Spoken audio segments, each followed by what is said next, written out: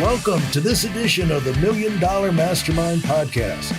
This is where we pick the brains of high achievers from all walks of life and get their hard-earned, real-world insights on winning. I'm your host, Larry Weidel. I'm talking with Joseph Santana. Hello, Joseph. How are you, Larry? It's great to have you on my podcast, and this is different than you being on your podcast. Yes, I like being on this other side of the microphone, or so to speak. The pressure's off. That's right. And so talk to people about what you think in business. What is the thing that accomplishment that you're most proud of that maybe you would have never imagined you would have been able to do once you started out in business?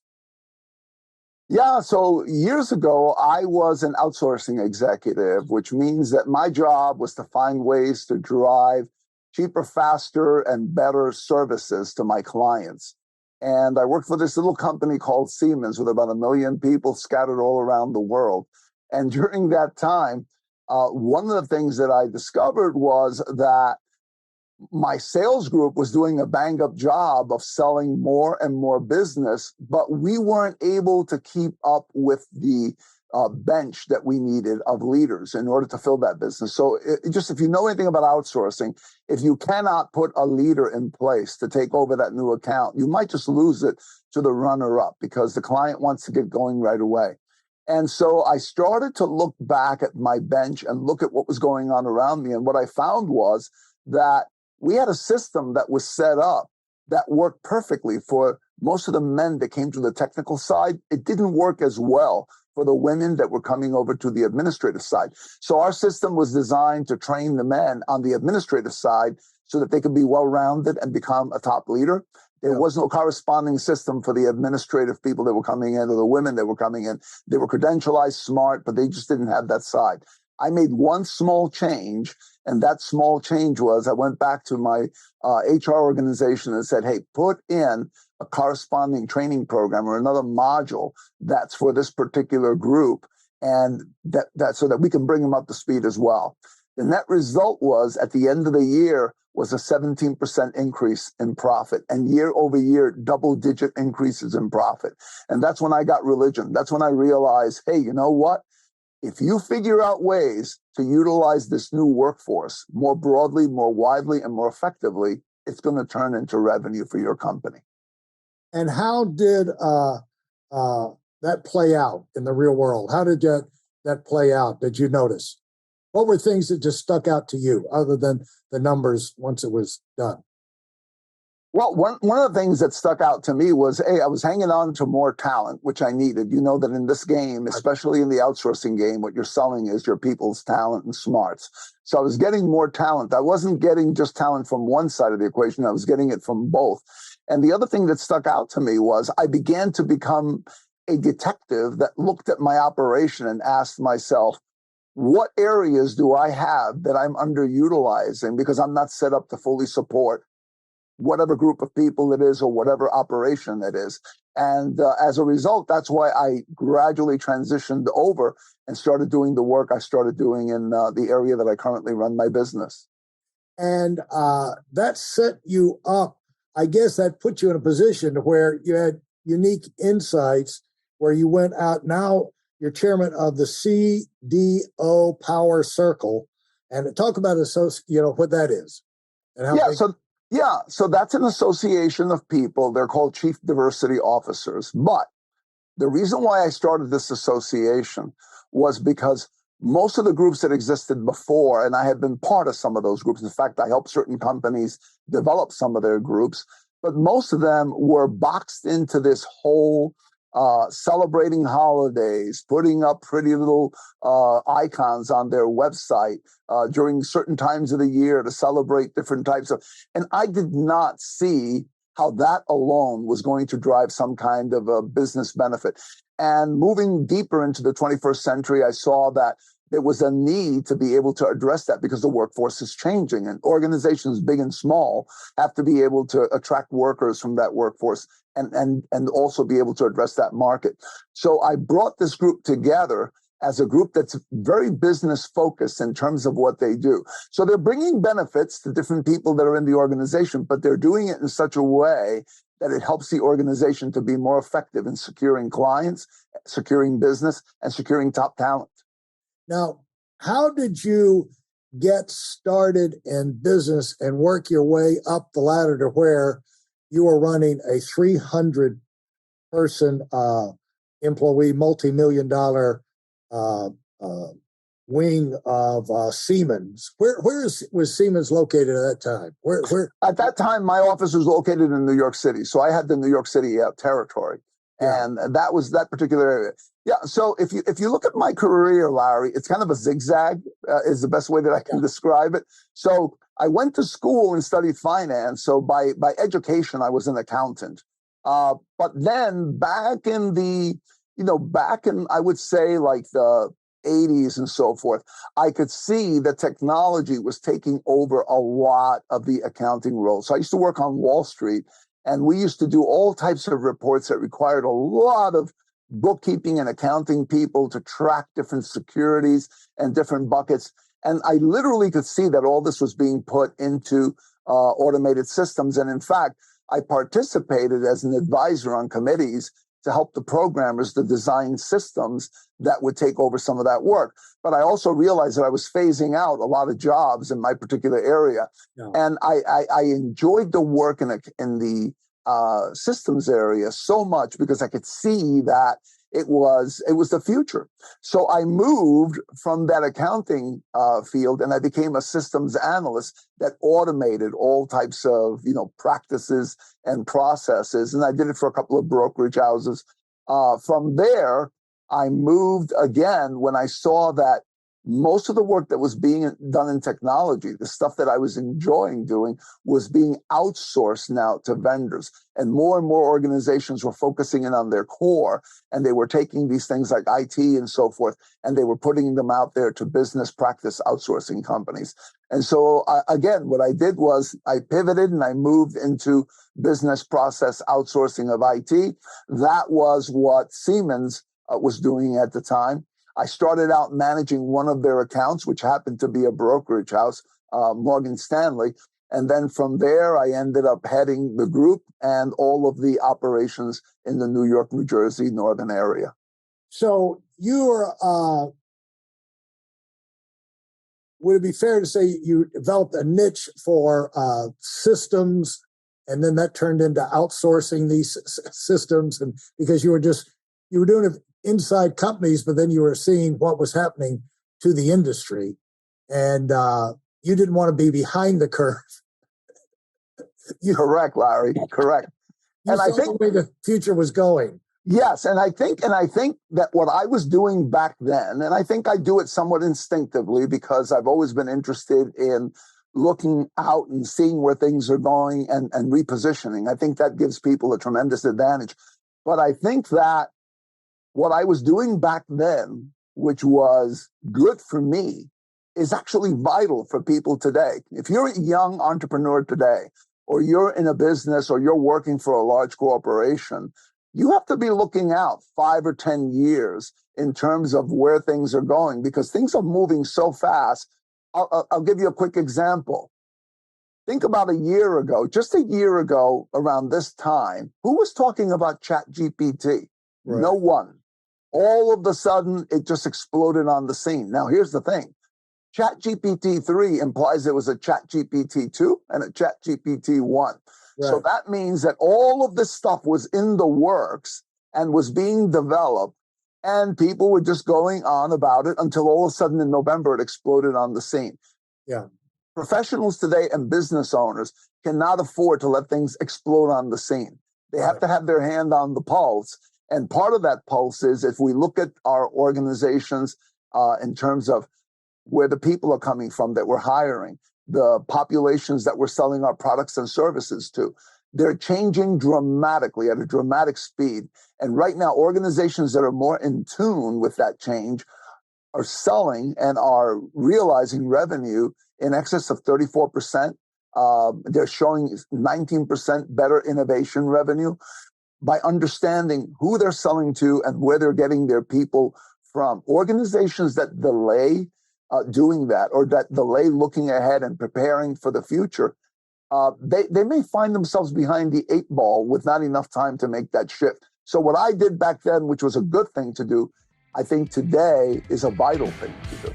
Yeah, you did it for yourself, basically. Correct. For those of you who are sick and tired of fooling around and are dead serious about wanting to move up fast, I've got something especially for you. I've combined the best insights from over 40 years in business and making $70 million in income and compressed them into a free webinar. That's right, it's a free resource. If you want to find out exactly what the concepts are that I use in coaching $1 million earners, register now at weidelonwinning.com.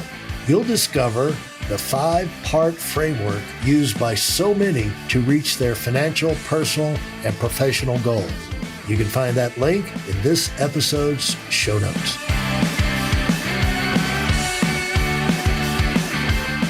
And what do you remember is your driving motivations as a young man coming up and looking at the job market, thinking about your future? What were things that excited you, that you looked for, and how did you evaluate the marketplace out there? What did you think you could be good at? What did you think, I just don't want to do, I just don't like that? It's interesting, Larry, you're asking me that question now. So in retrospect, I'm a lot smarter than I was back then. So Right. if you asked me that question years ago, I would sort of wonder, well, not sure, but I'm going in this direction. But looking back and looking at the dots that connect my trajectory and the direction I've been going in, if I look back, I realize that there were 2 things that always excited me a lot. One was I always liked to be the person who was involved in the next new thing. I was always looking for how to develop the next solution, how to do something different. So that's something that's always been a driver. And then the other has been an equally strong appetite for a certain degree of independence. And what I mean by that is that the roles that I was most attracted to in organizations were roles that gave me the most autonomy. So usually, like, for example, when I was the head of outsourcing, my boss was like miles away, and we met maybe once, every couple of quarters to talk about how my profitability was doing. And so long as my numbers were good, it didn't matter how I got there exactly. So I had complete autonomy. So I think those 2 factors have been the driving factor in my personal career. And you point out that you can build, if you look for the right situation, there are places where you can work for a big corporation, but you can build your own company within a company inside there by being in the leadership role, getting, working your way up to where you're in one of those arenas that you have to move fast. You got to make a lot of decisions, and it's probably maybe a little specialized for the CEOs and people up at the planning group level to want to get buried in the minutia, and they just let Joseph do it. That's right. Yeah, that's right. And interesting enough, it's you. For me, it was exciting to do that. But I think today, again, organizations need people like that. They need intrapreneurs. They need people who are entrepreneurial, but are inside the organization. Because today, it's not about, let's look at yesterday's best practices. Today, it's about, let's look forward at what's coming, and let's come up with a clever solution to either make lemonade out of a lemon or seize an opportunity faster than anybody else is going to do it. So it's all about that forward, driving, looking at the windshield, not the rear view mirror. And for people who want to be an entrepreneur, but see it's so far down the road and they're going to have to transition into that. One good way to move in that direction is to look for a place where you can be an intrapreneur, because inside that company, you have a lot of opportunities to meet people, to get experiences, to do things that if you were self-funding or starting up from scratch, you probably would take you a while to get to where you could pick up that kind of experience. And that kind of experience and contacts are invaluable when you get out there on your own. Absolutely. Absolutely. It's really important to make those contacts, get those experiences. The other thing is you're literally playing with someone else's money as you're learning, because you're going to make mistakes. I mean, everybody, that's how you learn. If you don't walk out on the edge, you don't know how far you can go. So you're going to make mistakes, but you learn by applying yourself to your job as an entrepreneur. And, I think that there are more places where you can do that than most people would think. For one thing, a lot of times, one of the things that I believe is really important is, rather than trying to fit yourself into a job and say, this is the job, now let me shave off all my edges and fit into this square hole, I think it's better to look at a job and look at your totality and ask yourself, what can I uniquely bring to this role that I can only bring to this role because I am this combination of skill sets that might be different from someone else's. So you and I might get the same job, but Larry will do it one way because Larry is gifted in certain areas that I am not, and I'll do it in another way. And by doing that, I'm developing a better, more efficient, powerful, successful version of myself using all my skills. And eventually, then if you do go out on your own and you strike out and start doing something really entrepreneurial where you start a new business, you'll do it with more of a totality of yourself, and you won't be a Me Too company that's doing something someone else is doing, because you're Larry and you're unique and you've brought all of yourself into this. Well, you are never going to be great trying to be somebody else, and you're never going to be great stifling yourself.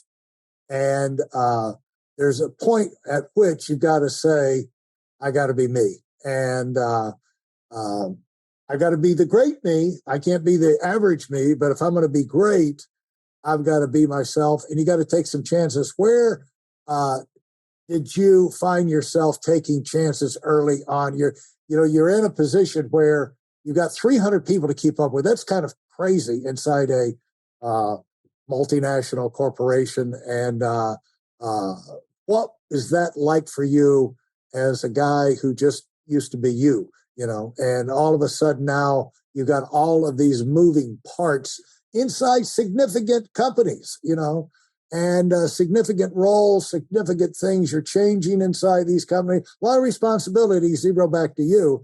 And so what's that like, dealing with that emotionally? Well, dealing with it emotionally, it depends on the person. Like, I'm the kind of person who gets excited by things like that, whereas some people get scared, right? But that you can harness that. You can harness those feelings, and you can use them to propel you forward. So, in short, one of the things that I realize in my different careers that I've had and the different roles that I've had as I've been moving through is that in order to be effective in a new role, it's not just about learn a couple of skills and execute entirely the way you would have years ago. You literally have to reinvent yourself. You have to ask yourself, who do I have to be in order to be successful in this role? What do I already have that I bring from past experience? And what do I need to add because it's something brand new? So I did that in that role. And I really focused a lot, because there were a lot of people, I really focused a lot on how do I develop rockstar managers? How do I develop people that I can really count on, who I know will take care of the 20 or 30 people they have, who in turn will be taken care of by the next layer, so that I can then focus on what I need to focus on, because there's no way that I can run this orchestra by running to each instrument and playing each one by myself. So I have to find ways of building up all my players and all the other people who manage those players. Fortunately, I was surrounded by some pretty smart people who were able to take on those roles. And then later on, when I went into the other area that I went into later on, which is what I built my business on later on, this whole area of building up organizations and people who can make them effective in attracting that new workforce and developing and deploying that new workforce. When I did that, I realized once again, and this is over a decade and a half ago, I had to reinvent myself again. I had to create another version of myself again. And this time I took into this new recipe of ingredients to rebuild myself. My experience as a business person, plus my experience and knowledge in the area of futurism and being a futurist and being able to read the different tea leaves and prepare for all the different possibilities and the outcomes, added that to then the understanding of how it is that by leveraging people, you can address markets.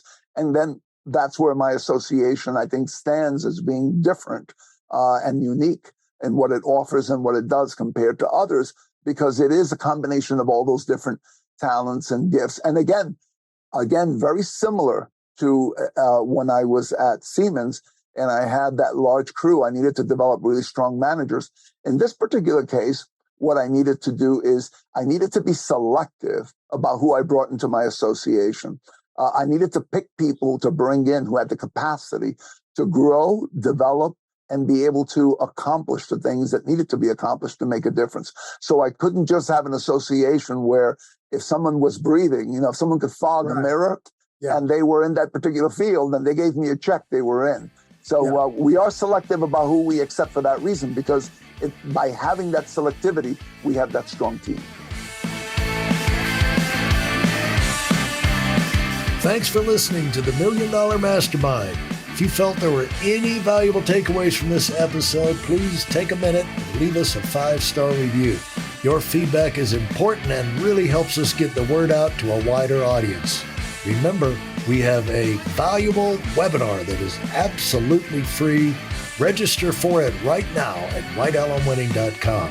Thanks for listening.